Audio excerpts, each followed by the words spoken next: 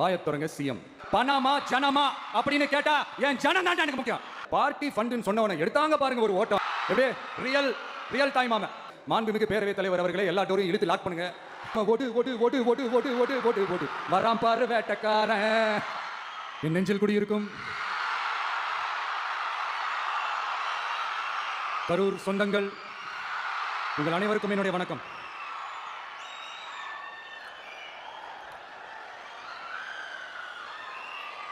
ஒரு மனுஷன் லைஃப்ல எவ்வளவு பெரிய ஒரு உயரத்துக்கு போனாலும் மனசளவில் சில வலிகள் காயங்கள் அதை மறக்க முடியாது இல்லையா? எல்லார் லைஃப்லையும் அப்படிதான், நமக்கும் அப்படிதான். நிறைய வலிகள் காயங்கள் எல்லாத்தையும் தாண்டி தான் வந்திருக்கிறோம். ஆனால் எல்லாத்தையும் விட ரொம்ப ஜாஸ்தியான அந்த வலியும் அந்த காயமும் எனக்கு அந்த கரூர் சம்பவம் தான். மக்களை சந்திக்கணும், மக்கள் பிரச்சனைகளை எடுத்து பேசணும். அதுக்காக தான் அந்த மக்கள் சந்திப்பு பயணத்தை தொடங்கி திருச்சி, அரியலூர், நாகப்பட்டினம், திருவாரூர், நாமக்கல், கரூர் அப்படின்னு சொல்லிட்டு போயிட்டு இருந்தோம். அரியலூரில் அந்த மீட்டிங் முடிச்சுட்டு பெரம்பலூர் போகிறதுக்கு முன்னாடி அந்த பெரம்பலூர் போலீஸ் எங்களை அலர்ட் பண்ணாங்க. சரிங்க, கூட்டம் கொஞ்சம் ஜாஸ்தியாக இருக்குது, லேட் ஆகிடுச்சு, வராதிங்க அப்படின்ட்டு. So we had no choice. Police சொன்னால் நம்ம அதை ஒபே பண்ணி தானே ஆகணும். அதே நேரத்தில் பெரம்பலூர் மக்களோட அந்த சேஃப்டியும் மைண்டில் எடுத்துக்கிட்டு ஒரு மன வலியோடவே திரும்ப போயிட்டோம். அதுக்கப்புறம் பெரம்பலூர் தொகுதி மக்களுக்கு மன்னிப்பும் கேட்டோம். அதே மாதிரி நாமக்கல் அந்த மீட்டிங் முடிச்சுட்டு கரூர் வரும்போது அந்த கரூர் போலீஸ் எங்களை அலர்ட் பண்ணியிருக்கலாம்ல. இல்லை சார், இங்கே எதிர்பார்த்ததை விட கொஞ்சம் கூட்டம் அதிகமாக இருக்குது, கண்ட்ரோல் பண்ண முடியல, வராதிங்க. அண்ட் போலீஸ் நினச்சா அவங்க அந்த மீட்டிங்கே கேன்சல் பண்ணலாம். ஏதோ தப்பாக இருக்குது, ஏதோ தப்பாக தோணுது அப்படின்னு நினச்சிட்டாலே they have all the rights to cancel the meeting. எங்ககிட்ட கேட்கணும்லாம் ஒன்றும் அவசியமே கிடையாது. ஆனால் அதையெல்லாம் எதுவுமே செய்யாமல் அந்த ஹைவேல இருந்து அந்த ஸ்பாட்டுக்கு போலீஸே எங்களை உள்ள கூட்டிட்டு வந்து விட்டு அந்த நாடகம்லாம் இருக்கு பாருங்க. நம்பிட்டேங்க, முழுசா நம்பிட்டேன். அன்னைக்கு இருந்த அந்த கரூர் போலீஸ் பேசும்போது தேங்க்ஸ்லாம் சொன்னேன் அவங்களுக்கு. எனக்கு தெரியாது இப்படி ஒரு நாடகம் நடக்கும். இதுக்கெல்லாம் யார் காரணம்? இதெல்லாம் யார் சொல்லி செஞ்சது? இப்படி பண்ணுங்க, அப்படி பண்ணுங்க, சப்போஸ் அப்படி நடந்தா இப்படி பண்ணுங்க, சப்போஸ் இப்படி நடந்தா இந்த மாதிரி இன்ஸ்ட்ரக்ஷன்ஸ்லாம் கொடுத்து அந்த பிரஷர் போடுறது யார்? அந்த சம்பவத்தில் நம்ம யாரெல்லாம் இழந்திருக்கோம் தெரியுமா? ஒரு டிவியில் என் படமோ பாட்டோ வந்துச்சுன்னா, அம்மா விஜய் மாமா, அம்மா விஜய் மாமா அப்படின்னு சொல்லி அவங்க அம்மா கிட்ட சிரிச்சுக்கிட்டு அந்த டிவி ஸ்க்ரீனை போய் தொட்டு முத்தம் கொடுத்துக்கிட்டு என் அக்கா தங்கச்சிங்களோட தங்க பிள்ளைகளை இழந்திருக்கோம்யா. மழலை கூட சரியா வராதப்போ ஒரு பேப்பர் மேகசின்ல என் போட்டோவை பார்த்தா அதை சிரிச்சுக்கிட்டு அந்த கள்ளங்கவடம் இல்லாத அந்த சிரிப்பு, அந்த கடவுள் மாதிரி இருக்கிற அந்த பச்சை பிள்ளைங்களை இழந்திருக்கோம்யா. என் அக்கா தங்கச்சி அண்ணன் தம்பி குடும்ப உறவுகளை இழந்து அந்த வலியோட இருக்கிற என்ன நீங்க ஏளனமா பேசுறீங்களா? ஏன் மேல பழிய தூக்கி போடுறீங்களா? இப்படி ஒரு சம்பவம் நடந்துருச்சு. இது ஏன், எதனால, அதுக்கான பின்னணி என்னன்ட்டு அந்த வலியோட வீட்டில் உட்கார்ந்துட்டு இருக்கிறேன். ஓடி ஒளிஞ்சிட்டான்னு வர சொல்றீங்களா? வாயின்னு ஒன்று இருந்தா என்ன வேணாலும் பேசுறீங்களா?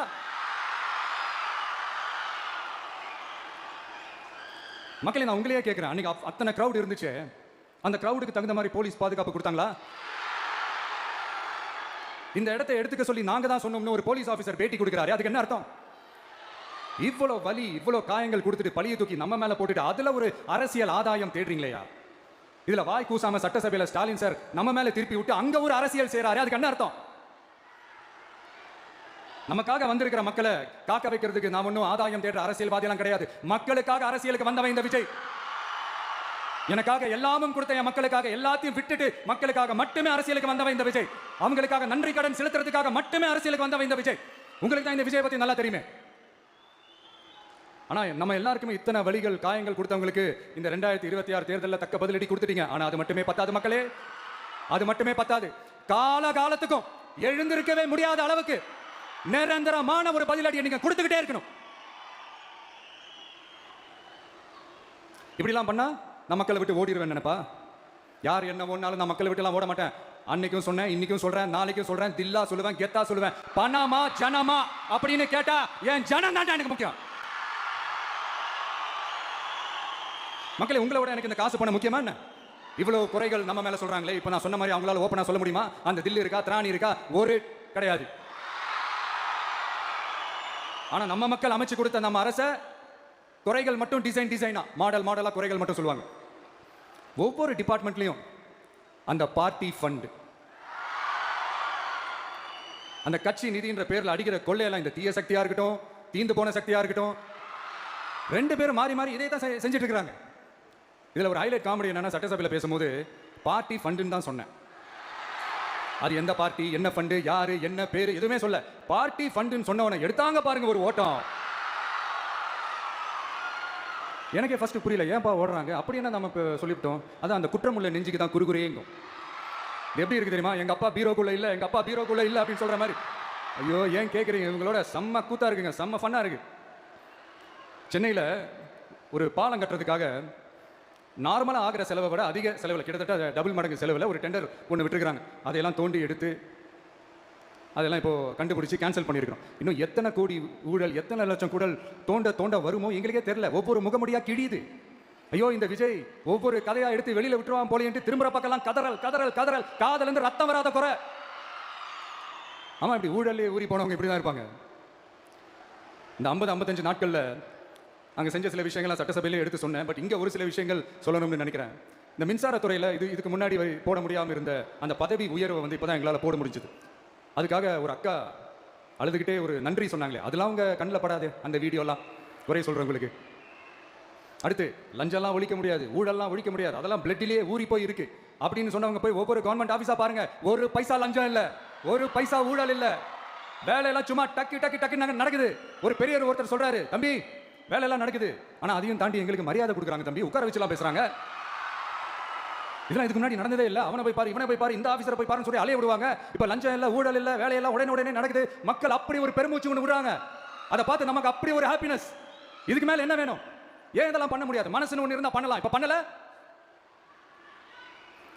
அதே மாதிரி இந்த L&T நிறுவனத்தோட 18,600 crore 3 திட்டங்கள் அந்த ஒப்பந்தம், அந்த கையெழுத்து போட்டிருக்கிறோம்.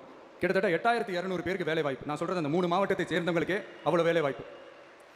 குறுவை சாகுபடிக்காக 134 கோடியில் அந்த சிறப்பு தொகுப்பு திட்டம் அறிவிச்சிருக்கிறோம் நம்ம விவசாயிகளுக்காக. இப்போவும் சொல்கிறேன், நம்ம விவசாய பெருமக்களே, உங்களோட இந்த அரசு கூடவே நிற்கும்.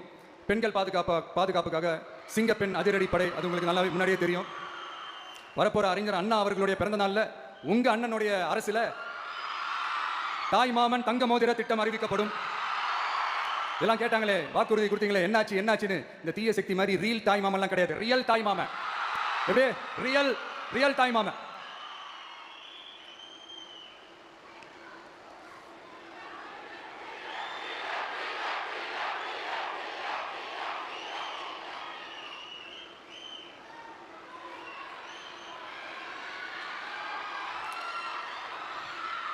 இந்த தீய சக்தியை பற்றி, அவங்க நிர்வாகத்தை பற்றி ஒரு வெள்ளை அறிக்கை ஒன்று வெளியிட்டோம்ல, அது ஷார்ட் அண்ட் ஸ்வீட்டாக சொல்லணும்னா, ஒரு ஓட்ட பாத்திரத்துக்குள்ளே தண்ணி ஊற்றிக்கிட்டே இருந்திருக்கிறாங்க.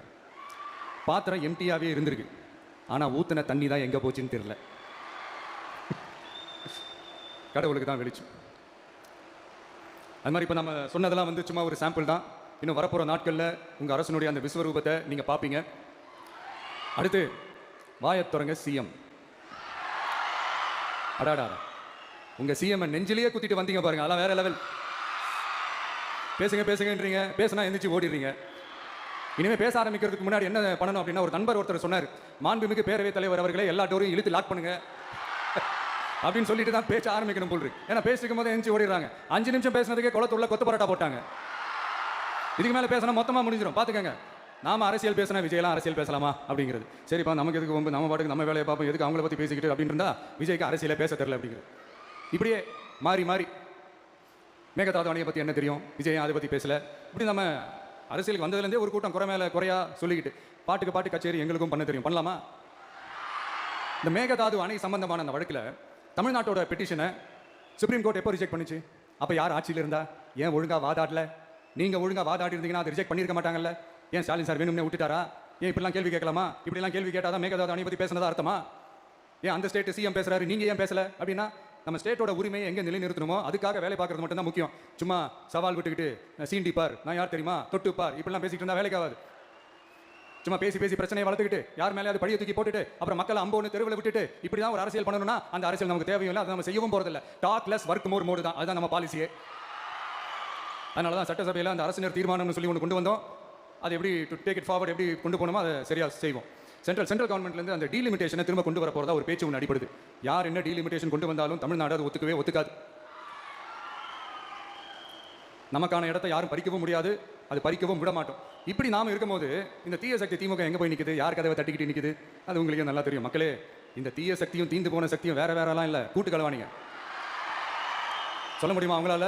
எங்களுக்குள்ள ஒட்டும் இல்லை, உறவும் இல்லை, அறிவிக்க முடியுமா, நிரூபிக்க முடியுமா? இந்த வரப்போற இடைத்தேர்தல் அதை நிரூபிச்சு காட்டுங்க, அப்புறமா பேசுங்க. மக்களை, என் மனசை விட்டு கரூர் எப்பவும் நீங்கவே நீங்காது. நமக்கு ஏற்பட்ட வேதனையான சம்பவத்தை, நமக்கு எதிராக நடந்த சதிய சூழ்ச்சிய இனி வர்ற ஜெனரேஷனும் அவங்களுக்கு தெரியப்படுத்தணும்ல. அதுக்காகவே இனி ஒரு அரசியல் சதிய, அரசியல் சூழ்ச்சிய யாரும் யோசிக்கவே கூடாதுன்றதுக்காகவே கரூர்ல ஒரு நினைவு சின்னத்தை நம்ம டிவிகே சார்பா அமைக்கப்படும் அப்படின்றத அறிவிக்கிறோம்.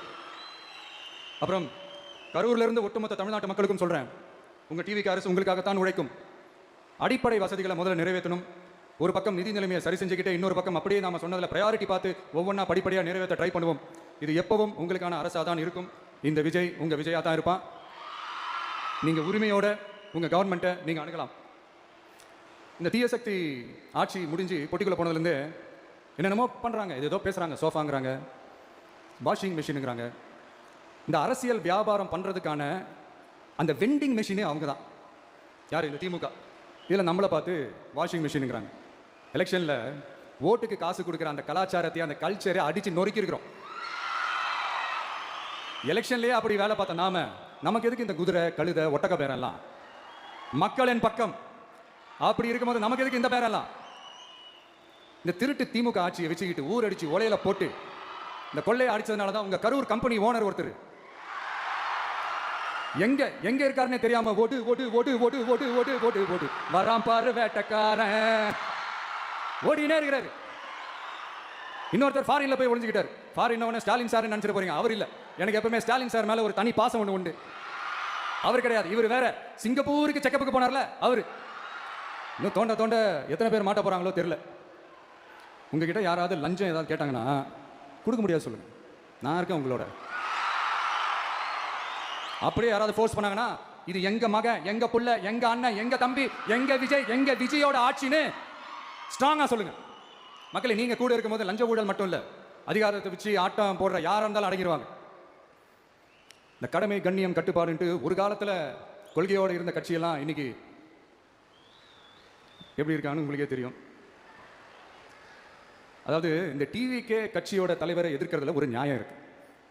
ஏன்னா உங்க பொழப்புல மண்ணள்ளி போட்டான்.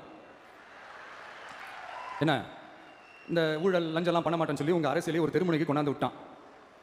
மக்கள் வேற அவனை தான் நம்புறாங்க. ஸோ இந்த விஜயை எதிர்க்கிறதுல ஒரு அரசியல் நியாயம் இருக்குது, அது புரிஞ்சுக்கலாம். ஆனால் இன்னைக்கு இந்த விஜயை மக்கள் ஓட்டு போட்டு ஜெயிக்க வச்சு ஒரு தீர்ப்பை கொடுத்து மக்களுக்காக வேலை செய்யறதுக்காக முதலமைச்சராக உட்கார வச்சிருக்கிறாங்க. என்னமோ இன்னமும் நீங்க தான் ஆட்சியில் இருக்கிற மாதிரி விஜய் கரூருக்குலாம் போகக்கூடாது, விஜய் இங்க போகக்கூடாது, அது செய்யக்கூடாது, இது செய்யக்கூடாதுன்னு எனக்கு புரியலையே. ஆட்சியில் இருக்கும் போது தான் இவ்வளோ கட்டுப்பாடெல்லாம் போட்டீங்க, எஸ்ஓபிஸ்லாம் போட்டீங்க, ஸ்டாலின் சார் ஆப்ரேட்டிங் ப்ரொசீஜர்லாம் போட்டீங்க. இப்போ அதே பண்ணிட்டு இருந்தீங்கன்னா என்ன சார் நியாயம்? இல்லை, நான் தெரியாம தான் கேட்குறேன். இன்னும் கனவுலையே இருக்கிறீங்களா? முதல்ல முழிச்சு வாங்க, ரியாலிட்டிக்கு வாங்க. உங்க ஆட்சியெல்லாம் வீட்டுக்கு போய் டிவிக்கேன்னு ஒரு ஆட்சி வந்து ரொம்ப நாள் ஆச்சு.